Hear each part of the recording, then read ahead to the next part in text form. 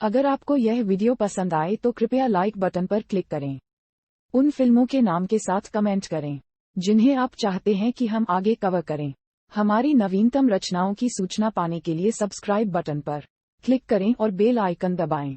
हम हर दिन दुनिया भर से 100 फिल्में कवर करते हैं। हमारे चैनल पर विज्ञापन देने के लिए हमसे संपर्क करें। हमारी संपर्क जानकारी हमारे चैनल पेज पर है। अब आइए इस फिल्म की कहानी पर चलते हैं। 1965 में 10 वर्षीय सैंड्रा लिंग अपने माता पिता अब्राहम और सनी के साथ रहती हैं, जो सफेद अफ्रीकनर्स हैं। वे पूर्वी ट्रांसवाल के एक दूरदराज के क्षेत्र में दुकानदार हैं और सैंड्रा की मिश्रित दौड़ उपस्थिति के बावजूद प्यार से उसे अपने रूप में लाया है। सैंड्रा को पड़ोसी शहर पीट रिटाइट के एक बोर्डिंग स्कूल में भेजा जाता है, जहां उसका भाई लियोन भी अध्ययन कर रहा है। लेकिन अन्य छात्रों और शिक्षकों के माता पिता की शिकायत है कि वह वहां नहीं है। उसे राज्य के अधिकारियों द्वारा जांच की जाती है, रंग के रूप में पुनर्वर्गीकृत किया जाता है और शिक्षकों में से एक द्वारा गंभीर पिटाई के बाद स्कूल से निष्कासित कर दिया जाता है। सैंड्रा के माता पिता हैरान हैं, लेकिन अब्राहम अदालतों से गुजरता है कि वर्गीकरण को उलट दिया जाता है।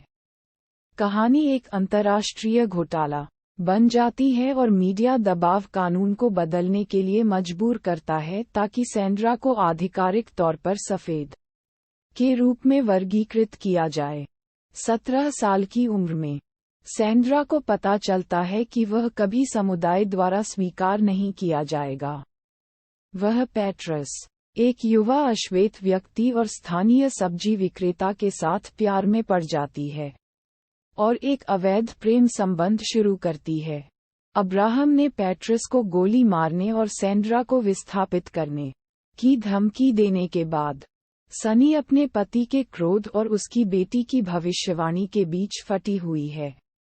सैंड्रा पैट्रस के साथ स्वाजीलैंड के लिए इलोप्स, लेकिन अब्राहम ने पुलिस को सचेत किया और उन्हें गिरफ्तार कर लिया और अवैध सीमा पार करने के लिए जेल में डाल दिया।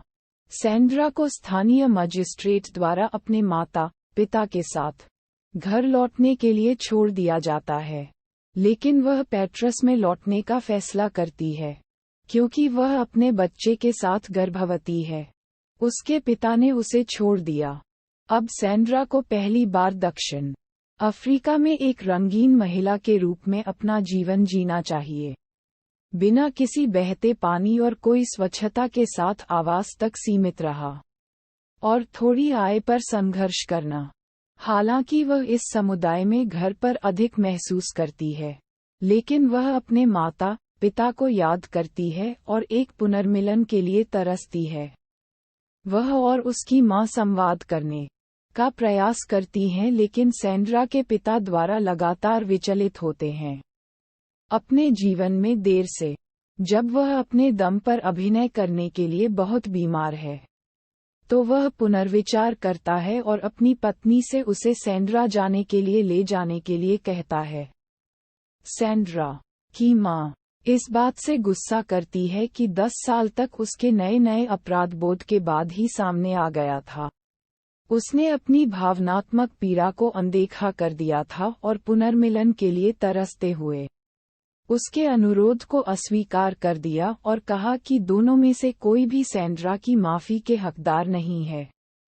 आखिरकार पैट्रस से सैंड्रा की शादी बिगड़ती है और वह शारीरिक रूप से अपमानजनक हो जाता है। वह उसे छोड़ देती है, अपने 2 बच्चों को अपने साथ ले जाती है। सैंड्रा अपने माता पिता की तलाश करती है, लेकिन पाता है कि वे अपने बचपन के घर से चले गए थे। यह नहीं जानते कि वे कहाँ हैं। सैंड्रा अपने जीवन के साथ जारी है, अपने बच्चों को खुद से उठाते हैं। जब देश की रंगभेद सरकार समाप्त हो जाती है, तो मीडिया द्वारा उसकी कहानी में नए सिरे से रुचि होती है। सैंड्रा की मां ने सैंड्रा को टेलीविजन पर साक्षात्कार दिया और उसे 2 साल पहले अपने पिता की मौत के बारे में बताने के लिए लिखा था।